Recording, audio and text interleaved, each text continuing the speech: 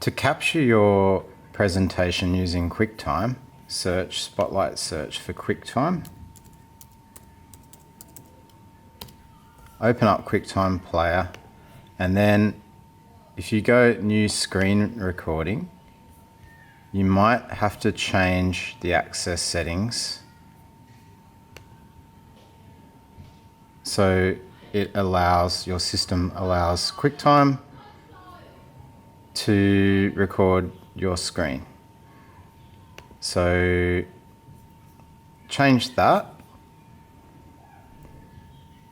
then open up Quicktime again, new screen recording, and now what you want to do is change the settings down the bottom of the screen. There'll be some options here. You'll need to get Quicktime to use the built-in microphone, and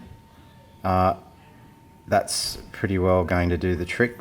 And then what you can do is just capture the part of the screen that you'd like to, using anchor points here around the outside, the selection area, and just hit record.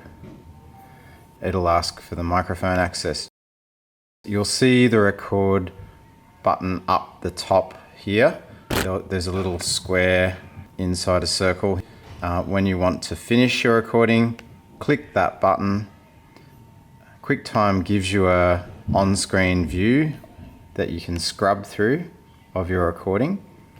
You need to save this to upload it and hand it in. So just go File, Save, and save it locally, either in your documents or your download folder. Name it and hit save. If you check your download folder, it saved it as a .mov. We can test this using VLC Media Player. Control click on the file, and we can hear the audio as well as we can see what's going on the screen. And another way you can test it is if you just hit the space bar, your system will use the software that's linked to that file.